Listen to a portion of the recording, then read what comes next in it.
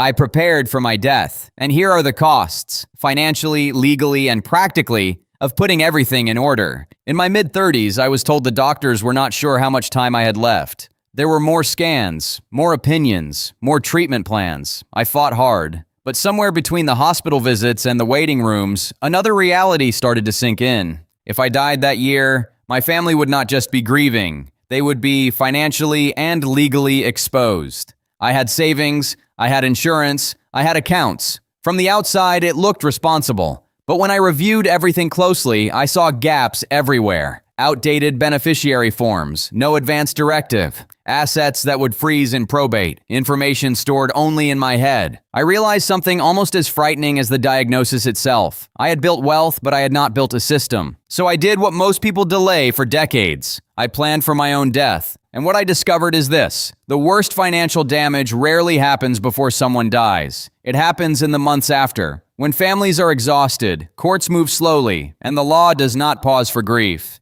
These are the 5 things I fixed before I was gone. Number 1, health insurance. The first thing that protected my family wasn't a will. It wasn't a lawyer. It was health insurance. When the diagnosis came, the bills started immediately. Specialist visits, blood work, MRIs, biopsies, hospital stays. In the United States, cancer care can become extremely expensive without insurance, and total costs can reach 6 figures depending on the treatment. Because I had insurance, most costs were covered after I met my deductible. You pay a monthly premium, meet your deductible, then share costs until you reach your out-of-pocket maximum. Once you reach that maximum, the plan generally pays 100% of covered in-network services for the rest of the plan year. This limit doesn't include your monthly premium, and out-of-network costs may follow different rules. That out-of-pocket maximum is what protects families from total financial collapse. If you get insurance through your employer, your company usually pays part of the premium. If you don't, you can buy a plan through the Affordable Care Act, ACA, marketplace. Many families qualify for income-based subsidies that lower monthly costs. If you're 65 or older, Medicare becomes your main health insurance for most people. But Medicare does not cover everything. Many people buy a Medigap policy or choose a Medicare Advantage plan to limit large medical bills. Here's what most people miss. Health insurance isn't just protection for the sick person. After I'm gone, my husband still needs coverage. My child still needs coverage. One uncovered emergency room visit or surgery can wipe out years of savings. So we made it a rule. Health insurance is not optional. It is not something you cancel to save money. It is the first bill paid every month. Before you focus on estate planning or investments, make sure your health coverage is solid. Because one serious illness without insurance can undo everything else you built.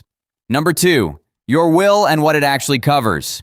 Most people think a will covers everything. It doesn't. In the United States, a will only controls assets that go through probate.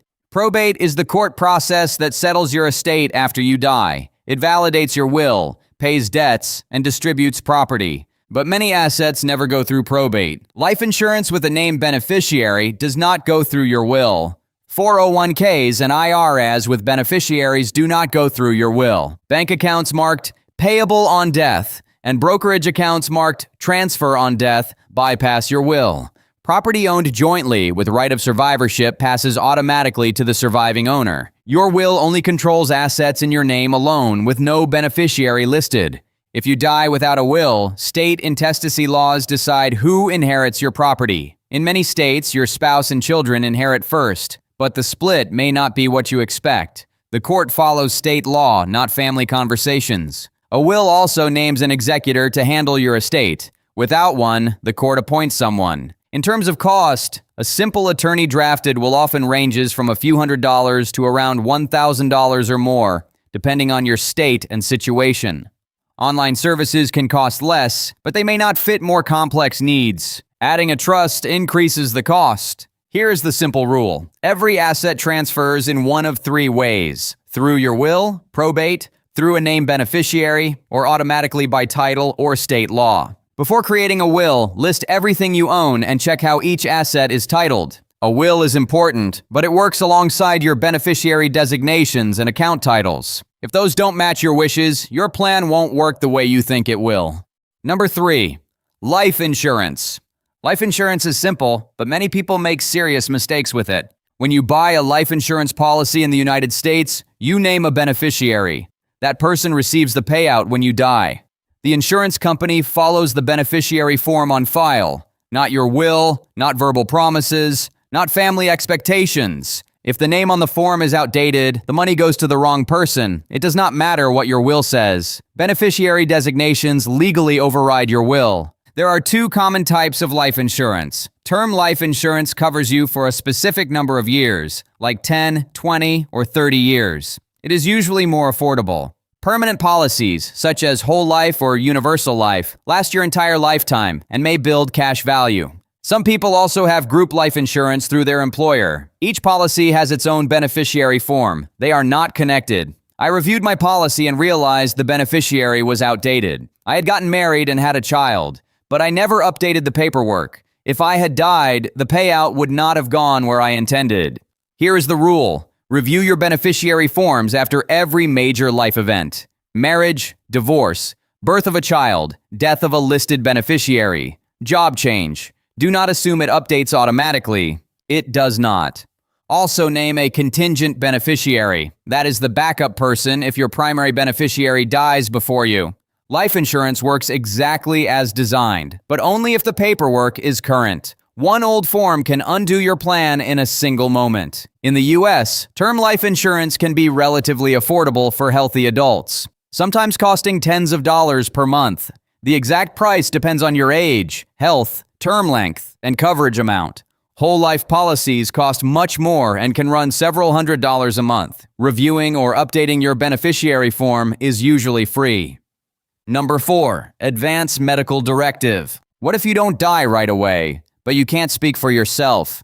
In the United States, an advance medical directive lets you put your medical wishes in writing and name someone to make decisions if you can't. It usually includes 2 parts: a living will and a healthcare power of attorney, also called a healthcare proxy in some states. A living will explains what kind of life-sustaining treatment you do or do not want, such as a ventilator, feeding tube, CPR, or dialysis, if you are terminally ill or permanently unconscious. A healthcare power of attorney names the person who can speak to doctors and make medical decisions on your behalf. Without these documents, your family may not automatically have legal authority to decide for you. In some cases, they may need to go to court for guardianship, which takes time and adds stress during an already difficult moment.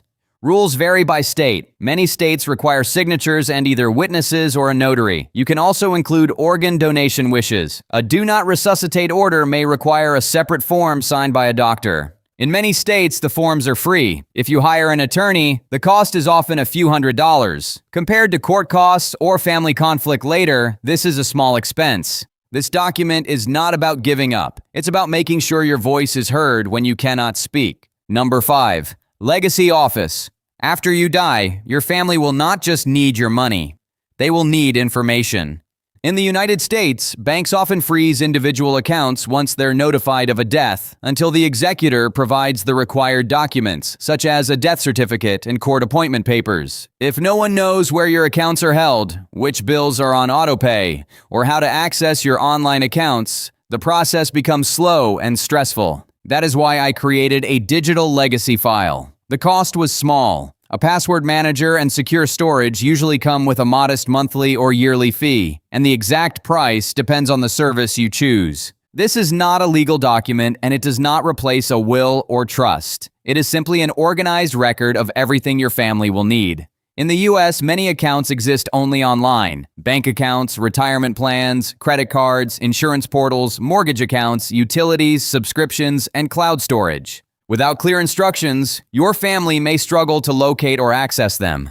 A digital legacy file should list financial accounts, insurance policies, property details, debts, monthly bills, and professional contacts such as your attorney or financial advisor. It should also explain how to access your password manager, including any emergency access features. The goal is simple: leave clear instructions. Your family should not have to search through emails and paperwork while they are grieving. I used to think this was something you deal with later, something for older people, something for when life feels more settled. I had a job, I had savings, I had retirement accounts and life insurance. From the outside, it looked responsible. I thought that meant I was prepared. But when I actually looked at the details, I realized I had pieces, not a plan. No clear medical directive. Outdated beneficiary forms. No organized record of accounts. Important information stored only in my head. That's when it hit me. Being financially stable is not the same as being legally prepared. Most people are not careless. They are busy. They assume there will be more time to fix it later. They assume nothing serious will happen anytime soon. But the legal system does not wait for the right moment. Banks follow rules. Insurance companies follow the names written on forms. Courts follow state law. If something happens, everything moves forward, whether your paperwork is ready or not. That's what changed my mindset. Being organized is not about control. It's about reducing the burden on the people you love when they are already carrying enough. Most people avoid this topic because it feels uncomfortable. I used to avoid it too. It feels heavy. It feels far away. It feels like something you handle later. But planning ahead is not about expecting the worst. It is about taking care of the people you love. When someone dies in the US, the system keeps moving. Banks follow rules. Insurance companies follow the names written on forms. Courts follow state law. None of them know what you meant to do. They only follow what is written down. If nothing is clear, your family has to sort it out while they are grieving.